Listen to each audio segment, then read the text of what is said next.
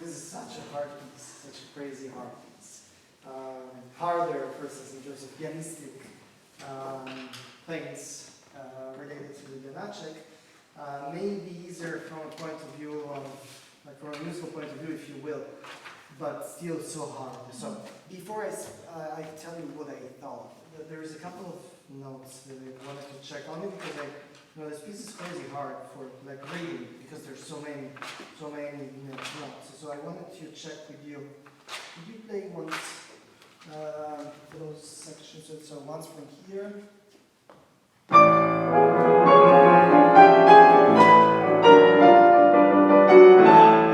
this is E sharp. You played after E sharp. You played E natural before. I don't know why, but maybe it was memory. Okay.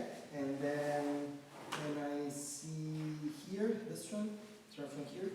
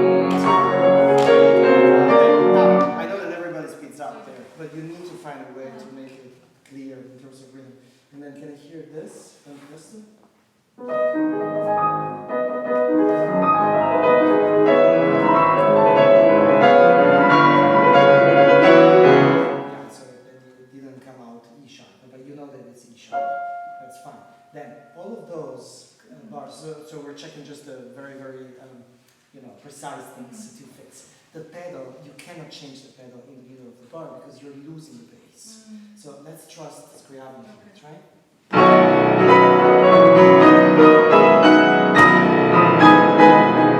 That was the measure, right? Yeah, let's do more. And go.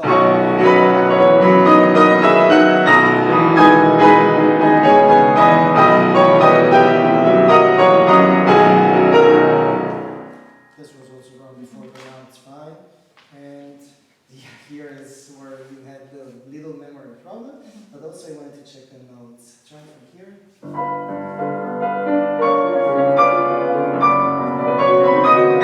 So he played B natural and C double sharp, right? Yeah. Okay. So make sure that you can hear the B. Now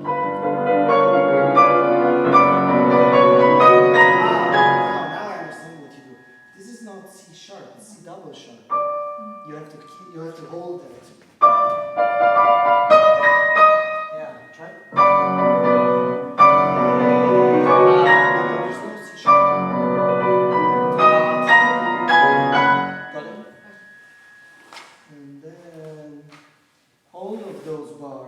Change the pedal in the middle.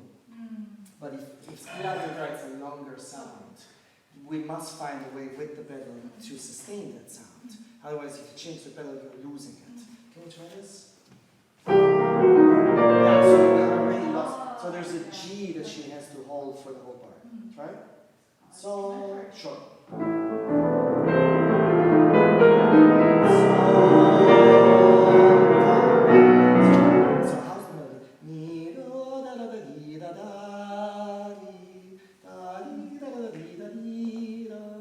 That's what we have. I know there's plenty of notes, but you have to try to do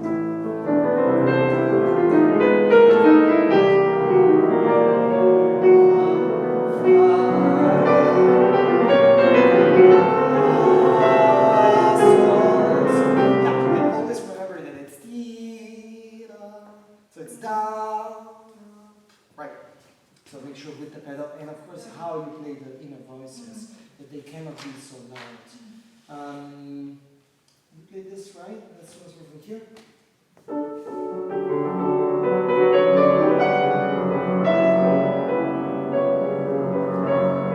And what about the tempo in the end? Let's do it from the other half.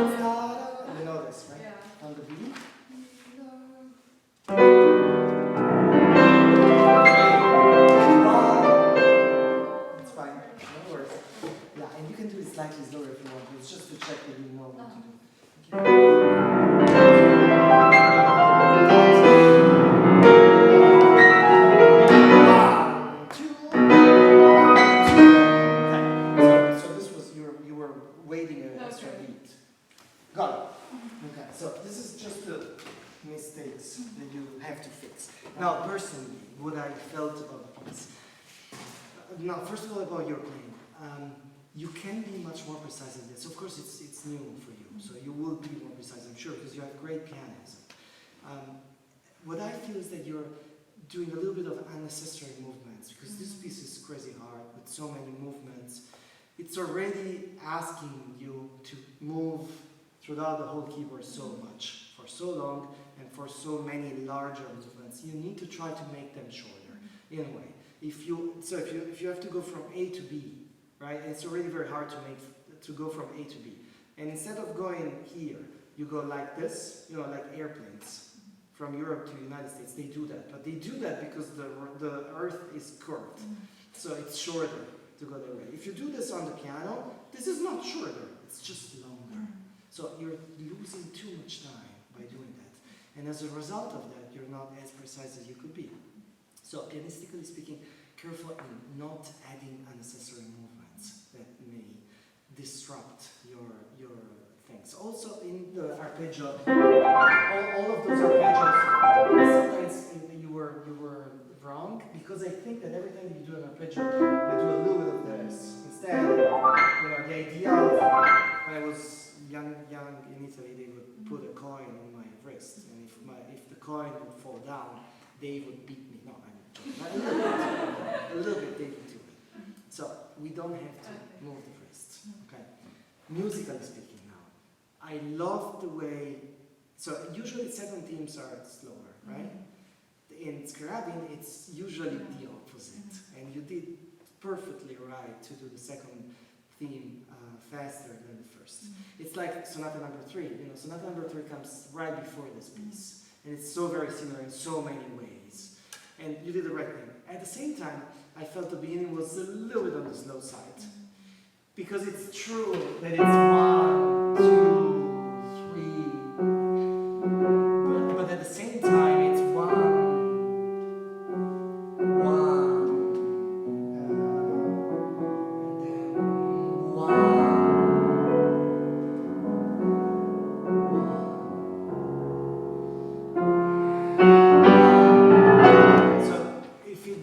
Too much in 3, it's vertical, and I'm afraid that we're losing it. Sofronitsky, you know, Vladimir Sofronitsky, who was the son-in-law, even if they never met, because he married Scriabin's daughter when he died already.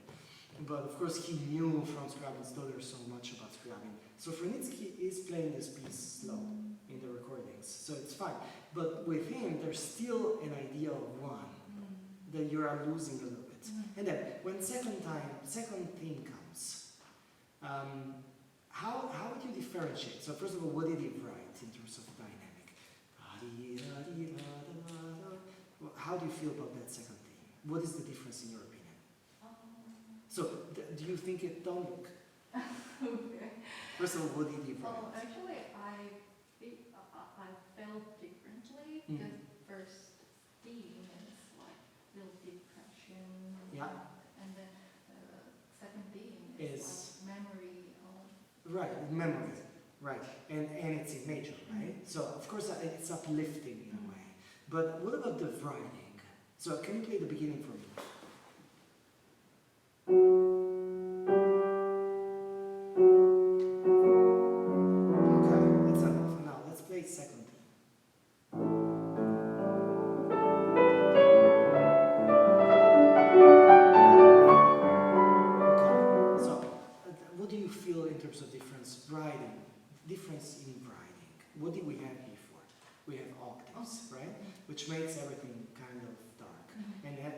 not only octaves in the right hand, but we have octaves in the left hand. What do we have in the second theme instead? That is the one melody. Melody in the right hand, and what does left hand does? Arpeggios, right? So it's completely different. The word arpeggio, you know, it comes, well, actually from English-speaking people. Do you know where arpeggio comes from? Any answer? What is the root name of arpeggio? You don't know because it's yes, she knows because she heard it from me. It's harp. Yes, it's arpa, harp in Italian. That's a harp. Arpeggio comes from arpa, which is harp. So that doesn't look like a harp to me. It looks like a keyboard instrument.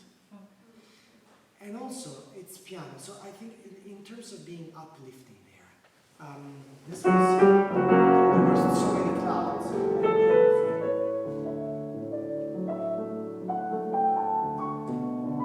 I know that's plenty of notes, but that's the idea.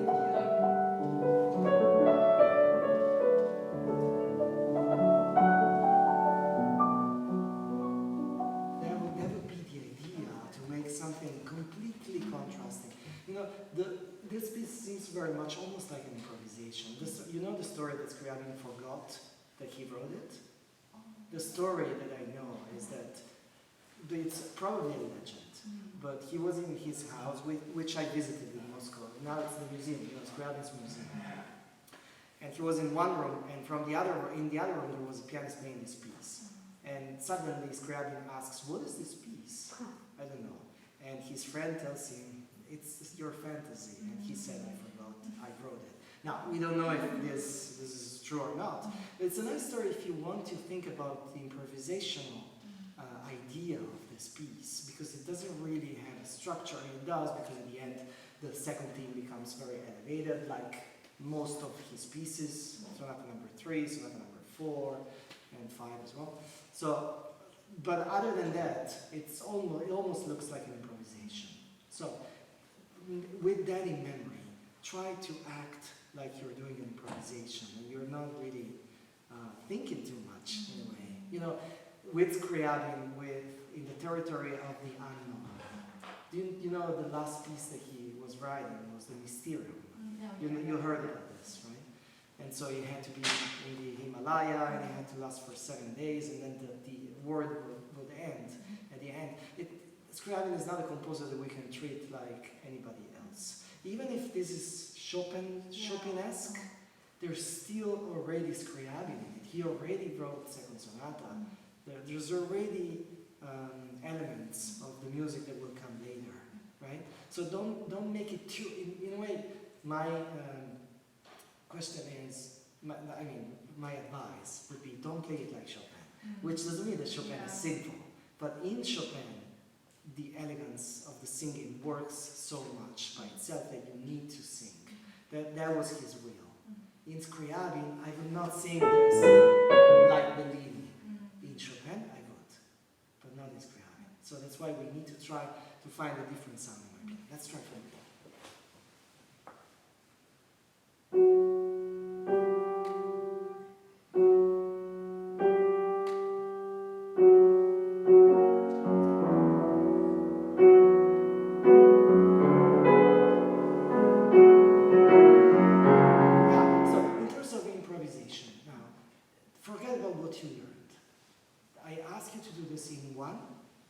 But to make it sound like an improvisation. Forget, don't look at the score. I just ask you to forget the score. Just listen to what you're doing and react to what you're doing without thinking. Just react to your emotions here. You don't need control. Do you? No. Come on, this is easy, right? Then I understand, but not here.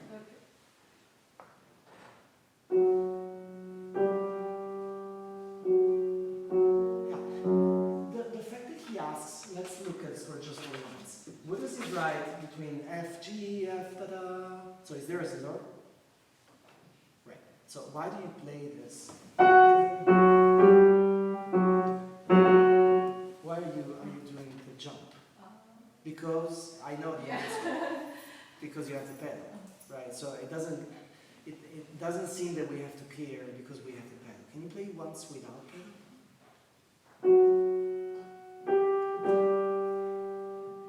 Yeah, so would you release the G without pedal? No, right? Would you release the G without pedal? No, right? Because it's tied. So it's legato. So don't use the pedal once more.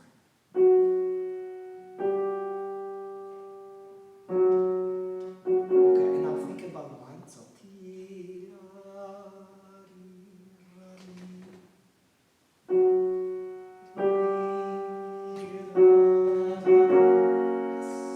and now with pedal.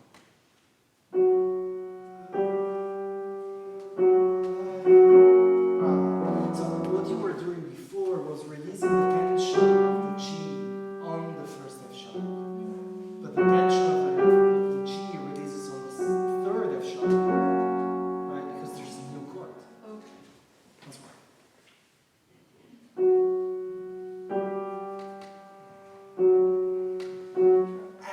Yeah.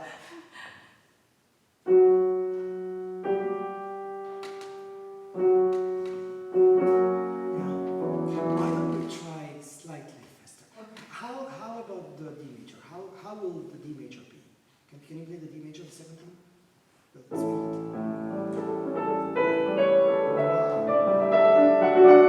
Yeah, so this of course has to be faster. So your one is, your three is da di da di da da di da. So if we would be doing the beginning exactly the same tempo, it would be da di. Now we go slower, ti da di, which is much faster than what you were doing.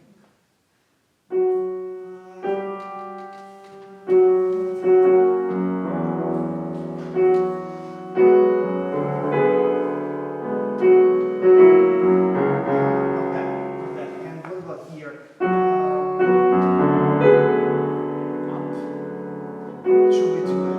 Or because the B, the tension goes to the F sharp instead we do. So remember, the movements that we do with our hands, as I said before, they reflect what we want to do. And if there's a longer sound that we want to connect to the other one, if you don't have a valid reason to release that, don't. Because you will lose it. It's like saying a word, and instead of saying the word like as long as you want to say it, you truncate it before, and you cannot do it. Once more from there. The second bar.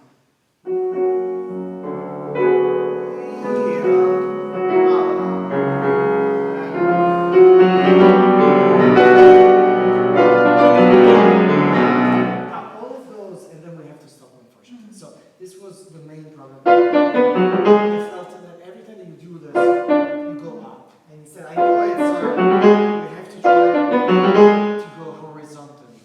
Try that, just around.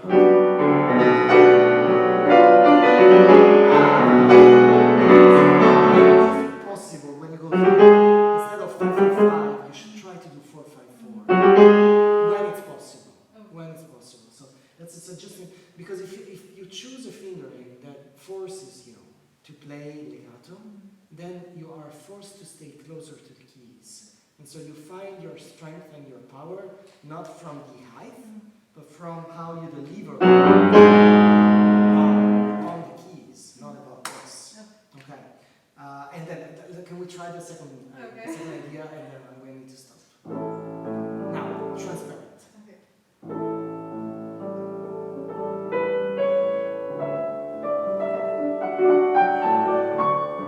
Yeah, and instead of doing like in Chopin, do this. Let's do the opposite, which is more decadent.